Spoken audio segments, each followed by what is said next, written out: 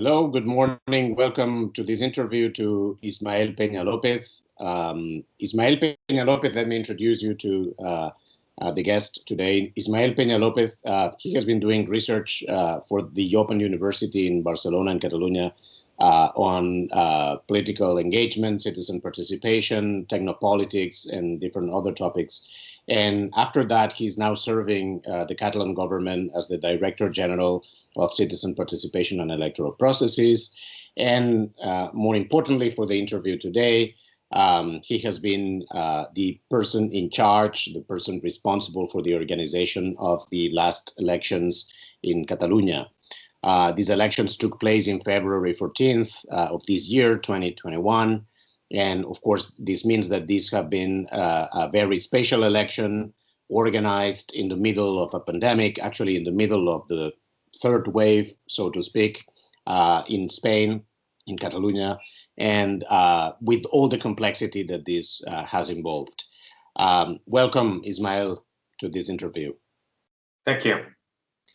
So we have like 30 minutes more or less. We have a few questions that we would like to address to Ismael. And we would like to ask you about actually the election itself.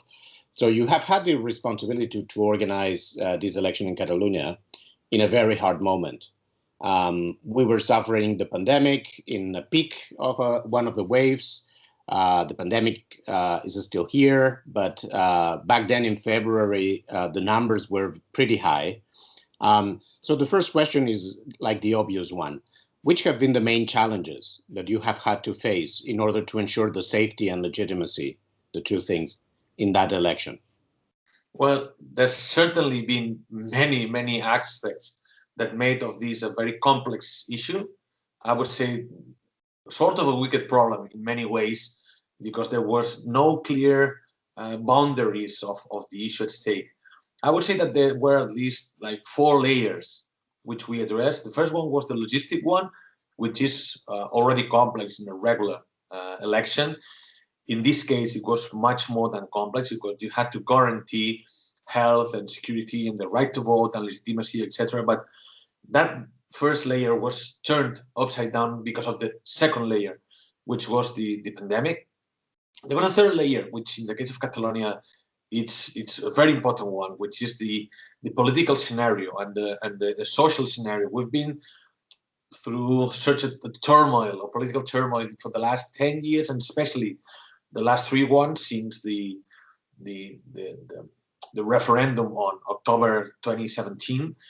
And I would say that the scenario was sort of a confronted between many actors, not only between the actors for the independence and against independence, but within each of these blocks, there were many actors pushing towards their side. So there was this scenario, which was very broken in social and political terms, that we had to address, to, especially in legitimacy terms.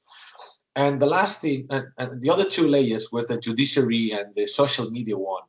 We have to let people know that the elections were adjourned for 5 days, because there was this third wave coming, and there was an appeal to the Supreme Court in Catalonia, which brought back the adjournment and forced the elections to be in February 14.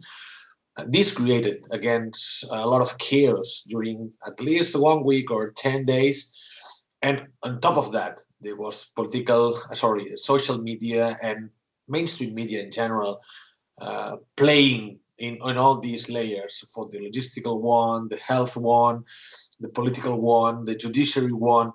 So I would say that it was very complex to manage. We tried to simplify this complexity in 3 main axes. The first one was public and individual health, which is quite different, saying that we wanted to minimize the impact of elections in public health, so that we, on having elections, celebrating elections, there was no increase on the rate of contagiousness. The second one was to guarantee the right to vote for everyone. We've seen in former elections in Spain that people that were that were close at home could not go to vote because it was forbidden. We did not want to do that. We wanted to guarantee that everyone, even if they were staying home because they were locked up, they could actually have their right to vote. And the third one, which I said that the political term was the most important one, was legitimacy. There was the threat that we could politicize the elections, and we have been doing with the management of the pandemic, or with terrorism, or with security in general. So we wanted to avoid politicization. We wanted to stick to the loyalty of the institution of the elections, that it was not manipulated as something that was for the campaign to attack each other's parties, and especially how to manage many actors that one does not control. I talk about media, political parties, but also social media, other administrations like local administration or the state administration. So yeah, it was a very complex one, and we tried to at least try to figure out what was the big map and address all the different actors and the different scenes with different policies and instruments. So what you're saying is that, of course, as we could imagine, these elections were very complex, and you had to face many challenges. But I would like to ask you about one specific of them that you have already mentioned, which is this difficulty with the courts getting involved and this, having to decide whether the election was properly organized on time or it had to be postponed. So for the public who might not be aware of the details about this, the government of Catalonia, so these elections were scheduled on February 14th since the previous December. But at some point, and looking at the numbers and seeing how the pandemic was evolving, the government of Catalonia defended the position of postponing the election for a few months, just for a few months, basically due to the COVID-19 situation. And many people, including you, defended that postponement of the election. But however, the Catalan Supreme Court of Justice, they struck down the decision, the decree, and they ordered you to organize and celebrate the election. Afterwards, now retrospectively, what's the balance that you can make in terms of the safety of the elections and the turnout of them and the legitimacy of them? Do you think that they have been affected in some way? Well, data says that no. In general terms, what we found out is that because we run a social experiment, a health experiment, and then we look at general data, there was no impact in public health. We did not see any kind of peak or increase in infected people 10 days or 15 days after, not even 20 days after. So we can say that mobilizing 3 million people, they were called 5.5 million people, only there was a turnout of 3 million people, a little bit above 50%. We did not see any kind of impact or negative impact on the spread of the pandemic. We also managed to do this experiment with people that were called to be on the polling stations to organize or to help organize the elections. These people, there were more or less 27,000 of them that were mobilized to attend the polling stations and to manage all the logistics. We run a trial and as I said before, an experiment, and followed 18,000 of them, and there was no impact on them, on a differential or on a significant impact compared to the control group of 18,000 more people. So at least in health terms, there was no impact in public health in general and in individual health on people that were infected for attending the elections or for being part of the logistics of the operational of the issue. But we saw a decrease of almost 30 points in participation. I would say that half of these maybe it's due to fatigue of the electoral process or the politics in Catalonia, fatigue of the confrontment of independentist parties against the unionist parties, etc. But the other half is certainly due to the pandemic. We do not know exactly if it was fear in specific because of the third wave or it was in general. we saw that in the Basque Country, the fall was almost 10 points. So, and we've seen that in other places, the turnout has decreased because of the pandemic. But certainly doing it in the peak of the third wave did not help at all. Another cost that we saw very, very clearly is that in calling these 27,000 people to help in organizing the polling stations, in the case of Spain, this is done through sortition. Then their advice and they call to be part of the logistics, and they can go back to the juries and say, I do not want to go there because I have to take care of children, or I am ill. Or there are some cases that you can say that you are not obliged to go there. And this lasted for 15 days, where the turnout of these people and the replacement of these people was huge. Almost one quarter, 25% of these people called or say allegedly that they did not want, or they had some reasons not to attend the civic duty. And the logistics of organizing this was really, really, really a challenge. It was also a challenge to organize the logistics of the election. We spent more than double the budget on a normal a normal election, just to make sure that the polling stations were safe. So this is a lot of money. This is almost 10 million euro extra that we devoted to making polling stations safe.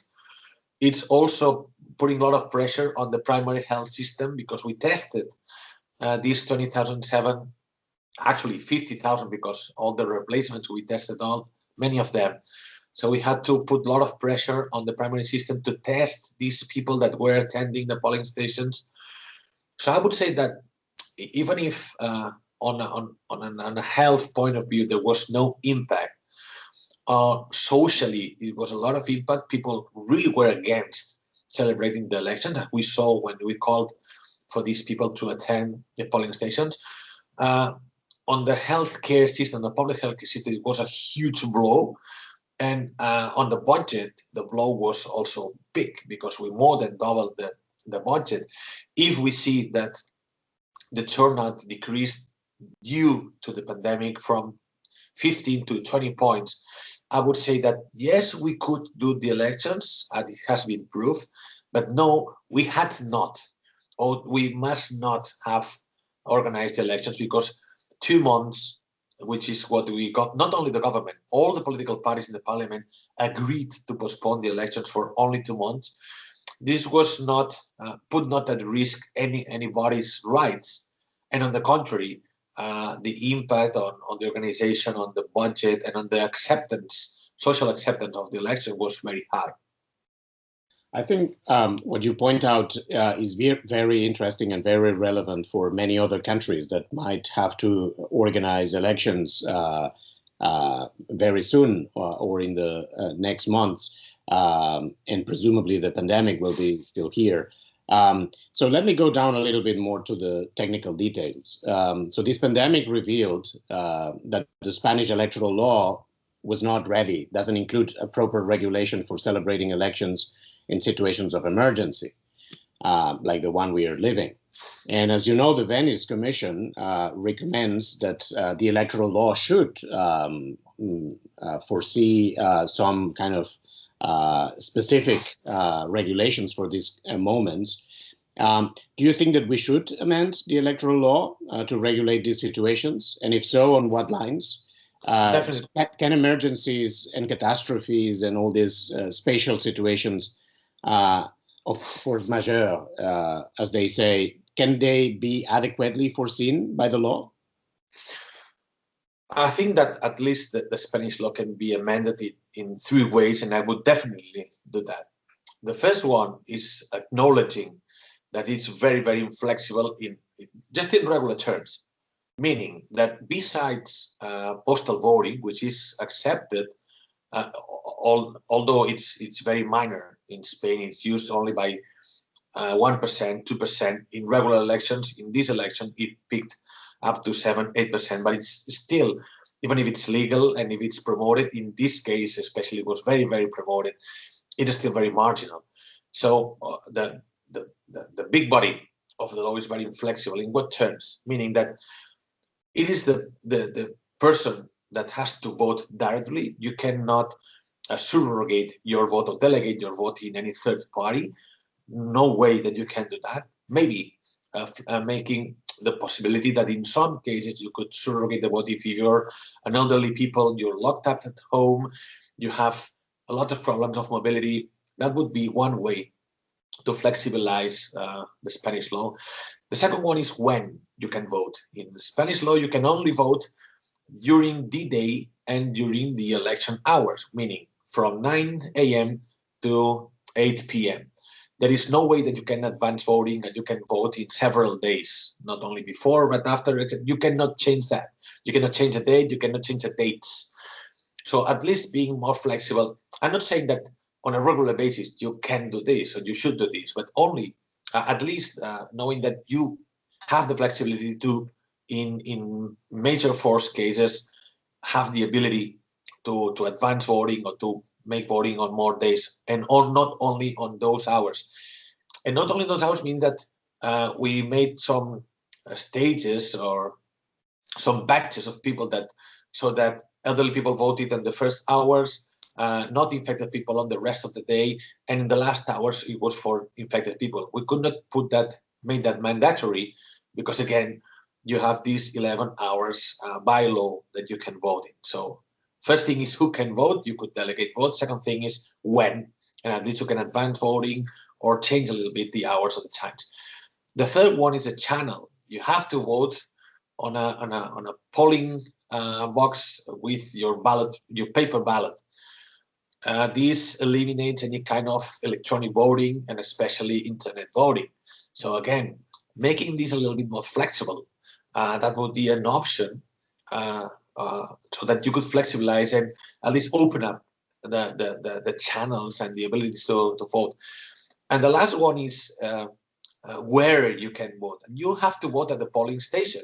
You cannot have mobile polling boxes. You cannot have any kind of unified centers so that people can vote on hospitals, etc.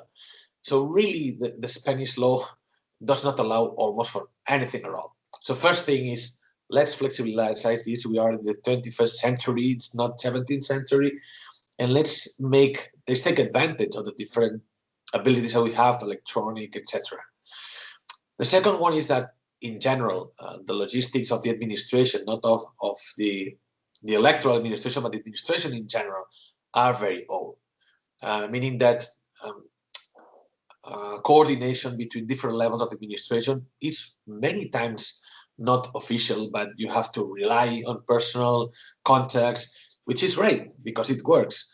But sometimes being able to manage more in a more centralized way, or having the law abiding you or allowing you to control some other stuffs or change some channel or change some procedures would be great. So in general terms, we still rely on paper instead of digital support.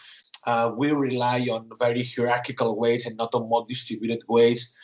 So I would say that changing how the administration in general works would be great. This is off limits of the electoral law, but it would be great. And the third one is to update the judiciary system.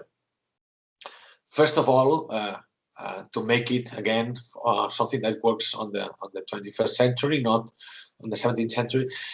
But in this case, I would call for more sensitive judiciary systems, sensitive to what is the context. We found out not only with the Supreme Court not allowing the postponement of law, but also the electoral boards that supervise all the process. They stick to the minor meaning of the law and the small letter of the law, and did not take into account that we were into a pandemic crisis, or a global crisis that was pushing the boundaries of society, of politics, of logistics, of budget.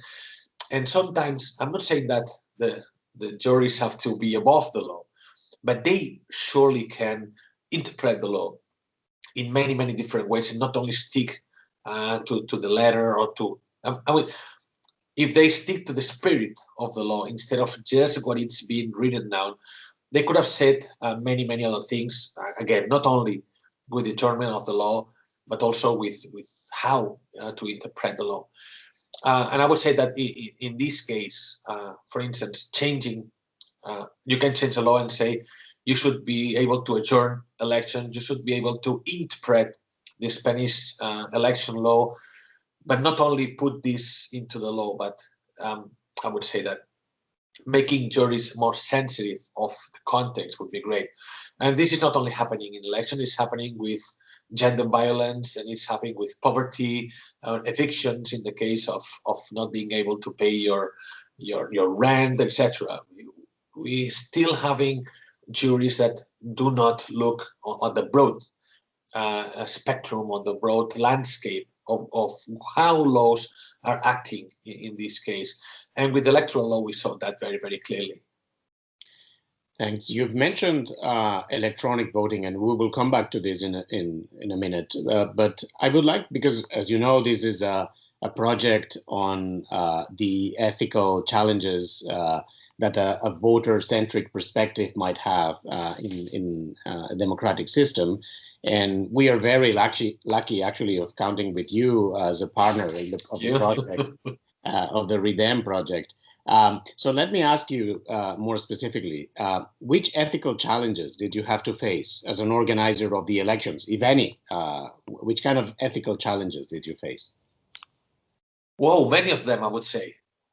The most important one is the one that most people in the administration, not only in elections, are facing, which is health or life and voting, or health and economy, or health and socialization, health or education. I know it's a false economy, but it is something that you have to face. How to balance these two rights. In our case, was health, or the right to be alive and to protect life, with the right to protect democracy. And the debate was very heated. We had, for instance, the experts, or I would say the scholars and the guilds of physicians saying that we should not be celebrating elections, some of them, and some others saying that yes, we can celebrate elections, but in fact that people should be staying at home, which in our case might have been almost 10% of the people that turned out to vote, which is huge. So that was the first ethical dilemma or challenge, how to balance these two rights.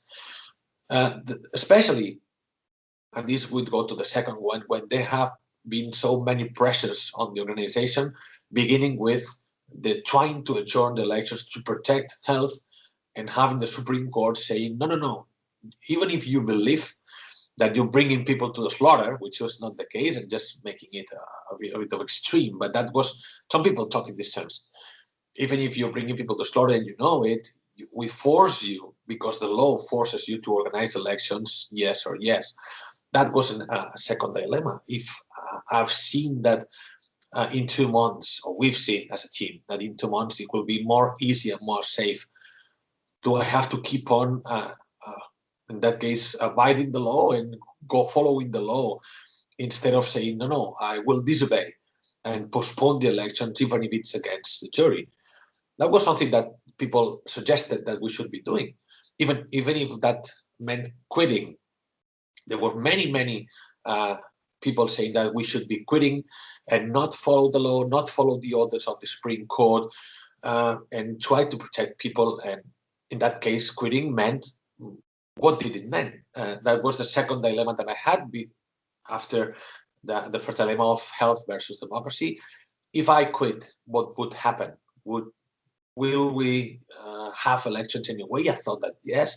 Some people suggested that it was the army that took over and organized the elections. Well, we come from a dictatorship, handing the elections to the military, when we come from a dictatorship that was it was a military dictatorship, was sort of a paradox in my case. So, but yes, quitting was one of the dilemmas of sticking to one morals, or trying to make the best of what we could by not quitting. We thought, or in my personal case, I thought that after having been working for the election for 10 months, there was no one more prepared than the team that we assembled to to organize elections more than anyone else. It would be the state, would be the military, or whoever. They would be beginning from scratch. So even if it was not what we wanted, we did not quit. The second is, our third one is blaming people. Once you decide that you will organize elections and you will try to make them safe, this first dilemma between health and democracy. The second dilemma between quitting or staying and trying to do your best. The third one is, well, I will stay, but I will begin to blame everyone, to blame some political parties that forced not the adjournment, but the stop of the adjournment, the backing up, all the political parties quarreling themselves on who to blame because of the third wave of the organization of the election, etc. To blame the juries, to blame the scholars that do not understand that the administration cannot do whatever they want. That was something that was a temptation to fall into blaming everyone, at least to save yourself and saying that you're the purest. But this would have gone against that legitimacy of the institution of the elections. It would have, yes, maybe one who would have stayed pure, but that would have surely damaged the election. So that dilemma or ethical challenge, let's not blame anyone, everyone is right. Let's not make a fuss about all these and let's work for institutional elections. And the fourth one, which sort of is connected to the first one, is who is right about how to do things. So avoid pride, arrogance, stopping dialogue. Even if some people really came late to the debate, there were some people that just discovered that with elections on a pandemic, while other people have been working for 10 months on this scenario. But again, this arrogance saying, I came first, I know how to do things, has at least two problems. First one is that you might actually miss good solutions or good input, so you should not do that in the first place. And the second one is what I said before about the legitimacy of the elections. It was very, very important, especially in the scenario of Catalonia, with all the turmoil that we have been on the 3-4 years, to keep things peaceful, not to delegitimize the elections, not to instrumentalize them on a partisan quarrel. So trying to be the center of the dialogue and the bridge between the different positions, that was very important, even if the ethical dilemma was served, and trying to save yourself against all the turmoil that was being created around you. I think you have mentioned four dilemmas or four challenges that are extremely interesting. And normally, I mean, they are not very usual. They are not the usual dilemmas that election organizers face. And so it's especially interesting to see how the pandemic and other catastrophes or situations, extreme situations, might affect the organization of elections, also from this ethical perspective. And I guess that you have mentioned, things like the interaction that you had with the experts, with the epidemiologists and the physicians, and the recommendations they were giving to you. And then you have, to put what the experts are telling you, the health experts are telling you, in balance with other considerations. And then also this last point, I thought it was extremely interesting about keeping open to the inputs that people could give you, and keeping dialogue open. Because normally, I guess that many people would think that in situations of pandemic or emergencies in general, these are situations where all what you want is just to turn to experts and do what experts are telling you, and stop or cutting down any contact with citizens or with other people who might be interested in giving their opinion. And you clearly said that would be a bad idea, and that you don't want actually to give away of all these opportunities of listening to what people can suggest and propose. I think this opens up many interesting discussions, I think. And then turning to the voter central perspective, which is the central one in REDEM. So which specific ethical challenges you think that voters faced during the election? I would say that at least they faced three. Two of them were common with administration. The other one was maybe not that common. The first one is life versus democracy, as I said before. The same that we were facing at the administration was faced by the citizens themselves. Should we go voting? If we are infected, should we go out and vote? We know because data show that many people fell sick at home and did not go to vote because they just they could not, they were not able to do it. But data show that many people did not go to vote because they believed that it was their moral duty not to go out, and with that cut any kind of a spread of the infection. We know that of these more or less, as I said before, almost 10% was the initial estimation. At last, it was a little bit less, but only 1/5 of those people that were locked up at home were really infected. The other ones were suspicious, were relatives that had been locked down. They could have gone voting, and most of them, or many of them, I would say, did not go voting. So they really faced this ethical challenge between life and democracy. The second one is, again, shared with the government, life versus law. In this case, in two terms. One is, as I said before, about disobedience. If the Supreme Court says that you should go voting, why don't we disobey and no one got voting? Or in some cases, there was even a call, it was very small, but it was even a call for boycott, saying that if the government says that the health forecast is very bad, why should we be obeying the law of these guys, the Supreme Court, that are not sensitive to our problems, which is life? So that was something that many people, I would say some people, were facing about why don't we call for boycott, why won't we disobey the law, etc. And also, on the contrary, I mean, when the government said that they would call elections initially, people say that the government had no right to face them with this life versus law issue, and that there was no voting. And many people pressed the government, especially, as I said before, scholars, in both cases, after or before the adjournment of the trying to adjourn, and say that the law was below life and we shouldn't be following the law. The second one, which is some related to the formature, but that one is specific for the people that were called for being in the polling stations, sitting in front of the polling on the polling boxes, is between life and citizen duty. You are, as I said before, you are called by tradition to be part of the logistical process, and many people faced that dilemma. And this is besides the fact of life and law, life and voting.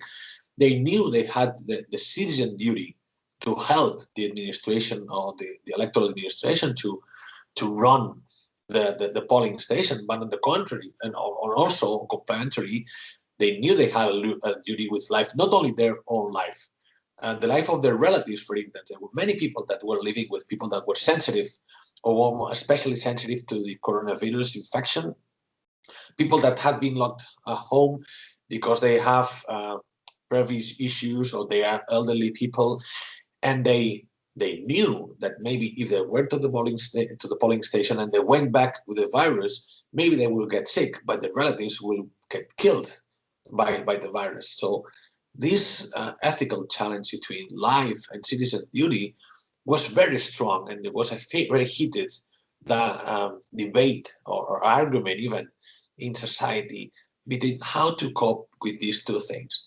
So I would say that in general terms, citizens shared the same concerns that the government, with different points of view and different issues. But that very last case about my citizen duty to vote or to be at the polling station, and my personal duty with life, but not my own life, but the life of my relatives and the people that I love, which one comes first. That something that many people faced, and another thing that was easy for them to decide whether to vote or not to vote, or to attend their duty at the polling station or remain home. That's very interesting. I remember you during the weeks before the election, going on TV and media and so on, pointing out precisely the importance of the election as such itself, but also the importance of voting for democracy and the importance of democracy in the end. And trying to convince the people that it's not, when you are confronted to this choice between health, your personal health, and the health of your relatives and the people living with you, on the one hand, and your political duties or civic duties. I remember you saying, look, democracy is a very important thing. This is not an easy choice as it might look for some people, right? And actually, it's interesting because if you approach this from, the classical perspective of the economic theory of voting, Anthony Downs and all that, if you only think with this narrow perspective, if you only think in the impact that your personal vote might make on the final result, that would be an easy choice, right? So the impact is negligible. It's almost zero, right? And only in a very extreme situation your vote might count and be decisive for something. Normally, your individual vote doesn't make any decisive impact or meaningful impact. So if it's all about impact, that would be an easy choice. But you were saying, no, look, that's not, you need to put in balance your civic duties and the political duties. And I think looking at the turnout, I think that many people agreed with you and they shared that they had, in effect, a very strong civic duty. And that's something remarkable. I think that we might say also from other elections that have been organized during the pandemic in other places. But I think this is one of the points that are more important probably for these ethical analysis of organizing elections in times of pandemic. So let me turn back to the electronic voting point. You mentioned it before. The Spanish law doesn't allow for it. Many laws, actually many legal systems in Europe and in the world don't allow for electronic voting. But are you personally in favor of electronic voting? And if so, how would you design the transition to electronic voting? Can you imagine a future not very far away in which we will all vote electronically? What's your opinion? Yeah, I would say that the future that I envision is not whether we will be using electronic voting, especially internet voting, but when. So I think it's very clear to me that we will be ending up using electronic voting for any kind of elections, not only parliamentary elections or general elections. I'm talking about guilds, foundations, associations, football clubs or sports clubs, any kind of collection of people that you might think of. We will be using them. And I think that with this pandemic, we've been seeing more and more quick adoption of these procedures. And especially, I think that we will be seeing this. I don't know if in 1 year or in 100 years, but it's pretty much sure we will be seeing this.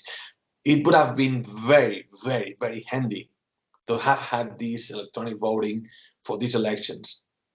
As I said before, the logistics were a nightmare, were very expensive and very difficult to organize.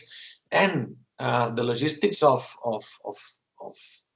postal voting were also very complicated. Postal voting is something that it was thought to be exceptional, and multiplying it almost by 3 or more than 3 actually, in our case, put a lot of pressure to many actors that were concurring on the organization of it. So yes, electronic voting would have been just great. And I think it's safe. We already have the technology. We don't have the law, but I would say that the main legal framework in Spain is prepared for having this kind of law passed. So I think it's only, and that goes with quotation marks, but it's only a matter of attitude, of habit, And as you said before, how do you envision it? I would say that what should be happening until 2025, which is when the next elections in the Catalan parliament are supposed to be, I would say that we pass the law in the next months, and then, or in the next months or in the next years, it doesn't mind. The most important thing is that in the following 4 years, every citizen in Catalonia has voted at least twice in any kind of election. As I said before, in associations, in labor unions, any kind of these. I think in 4 years you are actually able to organize these many partial elections or minor elections, so that anyone like you and me have been able to vote at least twice. This in general terms. I think that if you've voted once or twice, you can see that it's not rocket science, that it works, that it's transparent, that it can be very accountable, even in much more than traditional terms. But you do have to build this habit. Implementing it, as many people suggested, for these elections in just 2 months, which we did not have the law, and we did not have actually a parliament to pass that law. But imagining that we could have been able to do that, we have faced at least 2 problems. The first one is this lack of habit would have made people not trusting the device. Actually, we know that the Venice Commission does not suggest making changes in law in at least a year in advance or a year before election. So changing the law, introducing a new device for voting just in 2 months or in 1 month, not being able to have tested it, and people having been familiarized with it would have been a surely bad idea. And the second one is looking at, as I said before, the habit, the education level of people, the level of the digital divide, the kind of digital divide that we have now in Spain or Catalonia. What we foresee or we analyze is that it might have been a very regressive measure, meaning that most healthy and wealthy people, which go hand in hand, would have been able to use electronic voting, and more poor people and more educated people would have not been able to use electronic voting, which is like goes on the contrary of what you wanted. People that have been teleworking, that are already safe, they can, in addition, have a safer voting, and people that have been forced to go to work that are not being able to telework because they are taking care of people, they're taking care of crucial tasks in society, you force them to vote. So I think that would have been socially regressive. So spending more money in a new channel, it's not free, would have costed, we believe, 5 million more euros. So you're actually spending more money on wealthy people so that they can vote safely, and instead of making more sure the polling stations for not as wealthy people or for poorer people. So lack of habit, lack of law, and a regressive measure is what suggested it's not a good idea to do it now. But on the contrary, on the long term, I think is something that we must do. And another aspect that I remember you having emphasized during the election is that when we had this discussion about the legitimacy, how the legitimacy might be affected by the fact that we were voting in the middle of a pandemic with all these dilemmas that you have mentioned, I remember you pointing out that actually we should not overemphasize the importance of the election. The election itself was very important. Of course, it's actually the end of the process. It's where you get the results. And it's, of course, the focal point where all the political parties are looking at, of course, understandably. But you pointed out that we should not forget the importance, the enormous importance of the campaign, right? And the deliberations and the interactions of people that had to be held before the election. Because when we think in an election, we should not only think in the election day. So do you think that from the perspective of the pandemic and the situation that we faced, did you feel that the campaign was affected, was distorted in some way, or you think that it was easier to virtualize than the election? What do you think? Yes and no. I will begin with the no. I think that in general, events and meetings are totally expendable. I don't think they make any more sense for the general population. They make sense for the partisans, just like going to church saves the believers' lives and not the pagans' lives. So I would say that any kind of event where you listen to the candidate is especially addressed for people that are already believers, are already partisans of that party, and they can perfectly live without it. Uh, in addition to that, these kinds of events have been turned into TV studios for candidates, so they can tape their speeches and they can tape their interventions, and then they can air them either on mainstream media or in social media. So in general terms, they could do that. The events were reduced in capacity, in attendance, etc. They were really trimmed of lots of I would say of possibilities so that people could not be infected in those ways. But they could still use this kind of events, as I said before, as a TV studio to tape all their interventions and things and air them and diffuse them in the different media that you have available. And on the same time, especially instant messaging helped or contributed to keep the direct contact with the partisans. So they did not miss going to mass and they did not miss going to the event. So in that sense, no, the pandemic did not affect at all the campaign because they still had the possibility to tape their messages, to tape their speeches, and to keep the direct contact with the partisans. But yes, it affected in the sense of the collective, of the state of mind, of the general deliberation. If you switch on the TV and the first 10 pieces of news at the TV is we are going to die, we are going to die, and people are dying, and we are going to die. And the last thing that you hear is vote for me because I'm the right one.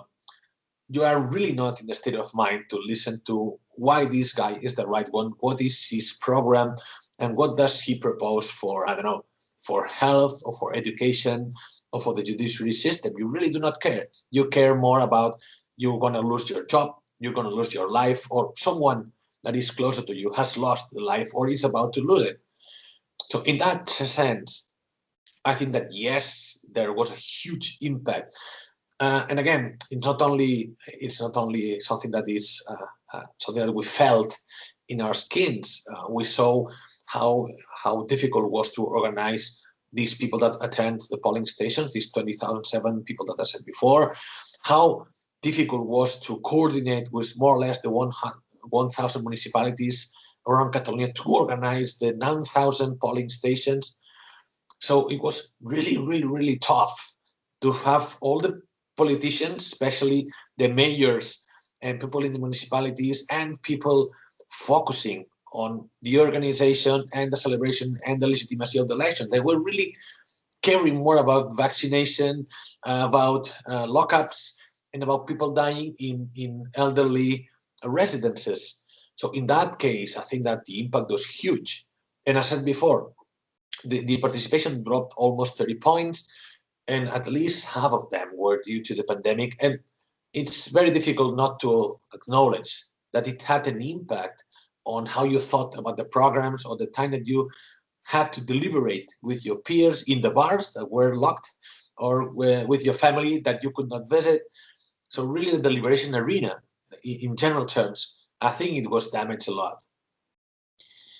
That's extremely interesting. And thank you very much for all these answers regarding the Catalan election. Let me just finalize this interview with a couple of questions, more general questions about your views on the future of democracy. As I said at the beginning, when I introduced you, you have been doing research on technopolitics and the uses of technology to improve the quality of democracy and citizen participation. So could you summarize which are, in your view, the main challenges that democracy faces on that respect? So, and especially more specifically, which are the most important ethical aspects of the digital transformation that we are facing nowadays in our societies? I don't know if I'm optimistic or pessimistic. I would say that, first of all, I am very pessimistic, not only because of how democracy is degrading, I think, all around the world. And actually, I think that most of the indicators that we have are showing that democracy is really having hard times in many places around the world. Not only in general terms, because we don't see a big shift towards worsening, but in several aspects, which is engagement or concern about politics or acknowledging how important is democracy. Or for instance, I said before, how the judiciary system matches with the needs of democracy right now. So, and I think that many compound indexes do not actually reflect accurately what is the damage that we are inflicting on our democracies. I always say that the same example: if you're playing football and everything is right, but the goal is very small in one of the teams, it doesn't matter that the grass is green and that you have 11 players that are fit, that the referees are great and are fair. If one goal is very, very small, you just cannot score.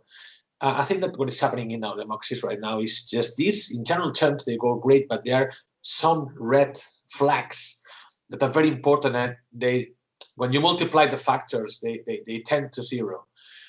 So in general terms, I am pessimistic, and I'm pessimistic also in general terms because of the general ecosystem, not only of democracy, but how society is evolving. In a nutshell, I think that we might have a shift towards a sort of feudalism, but instead of being ruled by the sword, it's ruling by the bite, or more than ruled by the bite, ruled by the digital platform. Besides all the conspiracies against the big platform, I think there's a big issue about how network effects make a conglomeration of power or concentrate power in the hands of many few. How do you depend on these platforms? How these platforms are shaping law, even if it's the norm, not exactly the law, but the norm, the social norm and the culture, and how we behave, and the economic shapes of interchanges, etc. So there's this risk of concentration of power, of network effects, and going back to a feudal world where, again, it's not by the sword, but it's by the digital platform. On the contrary, it would be shifting towards this the rule of the commons, or the digital commons, or new cooperatives, the state as a platform that helps people to build upon these public infrastructures, etc. So I think we are in this crossroads. I'm very pessimistic because I think that we're going to taking the bad way, which is this concentration of power. We are digging deeper towards this, and populism and the vicious circle of dispossession of people, of their rights, of the abilities to produce and to engage, etc., tends, or it is strengthening this shifting towards the concentration of power. But on the contrary, I'm optimistic because I think that even if, as it happens with the environment, even if we are forced to fight this major challenge, there is no other way rather than to improve democracy I would say, in the very short term, as we have to improve governance in the world in general. So more than concerned, I would say that, summing up, I'm very much concerned about democracy, and I'm very pessimistic about how it's going. I think that we have still a lot to dig deeper in the crisis of democracy, and I think that populism will turn into fascism, and Trumpism will turn into fascism all over the world still, and worsen this. But if I am pessimistic about democracy, I'm very optimistic about global governance. I think that as a species, or if you want to have a big society, not only as countries, we will strive to achieve a global governance with new actors coordinated or talking to each other, having dialogues to improve what is the global governance, not only of the public sector, but of how we make decisions as a collective. And I think that this is the only way to survive, both economically, socially, and as a species. Now I put here the matter of the global warming and the structure of the ecosystem is to have this global governance that we only have we are forced to agree and to build this global governance system. And I'm optimistic about that.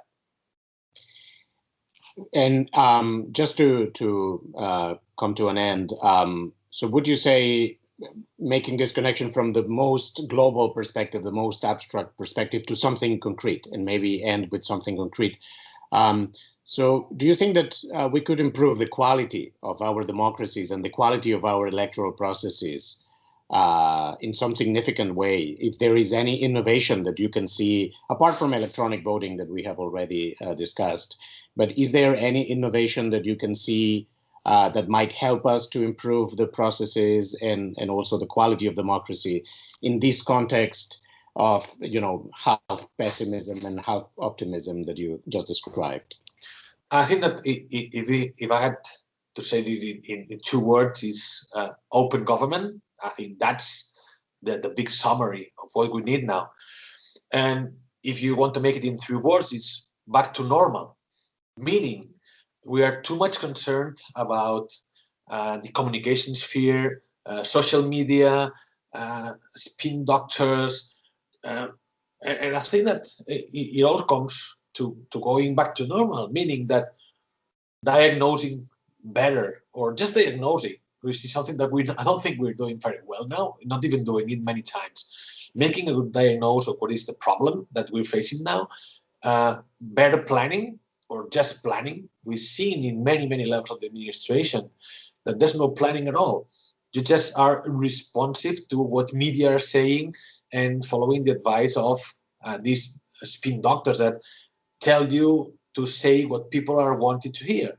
So I think that making more effort on analyzing the reality and making better diagnosis, better planning, and just better execution. And this is back to normal. It's very simple. It's just doing politics in the sense of policies and not in the sense of political parties or partisanship. I think that would be a huge improvement. For going this way back to normal, I think that open government is a good paradigm, or a good idea, or a good way to tell things. We have now the ability to be more transparent so that more people can concur into a better diagnosis. So it's not about direct democracy. It's not about substituting representative democracy and representatives by other people. It's about adding more people to strengthen institutions. So being more transparent, being more open, liberating data, reports, information, agendas, etc., would help more people to contribute to better diagnosis, and then to make more accountable the executive that had to execute these policies. I would say that it's very simple to do, and not that simple to achieve. But I think that this is, I would say, the only way, where we've seen diagnosis and planning and execution, and then assessment or evaluation of what has been done. Things just work. I think that there are many examples, even, for instance, with the management of the pandemic. Even if it's very complex, it's very complicated, there is no A solution. We can see that when is dialogue, when is concurrence of actors, when is honesty, things just happen. I'm not saying that it's easy to achieve. As I said before, there's a lot of problems inside here, but I would say that just having we're trying to have not better people, but better institutions, which is very different. Not trust that people will be virtuous, but trying that institutions are virtuous by controlling them, by designing them better. And I think that here open government can help us a lot. Digitization, open data, participation, and co-management or co-design of policies and co-evaluation. I think that this is the way. Thank you very much. It's been extremely interesting. So you said that there's not enough planning in the administration sometimes. Sometimes even if you have planning, things don't go exactly the way you planned them. We planned to have a conversation for 35 minutes and it's been finally like an hour. But I think it's been extremely interesting.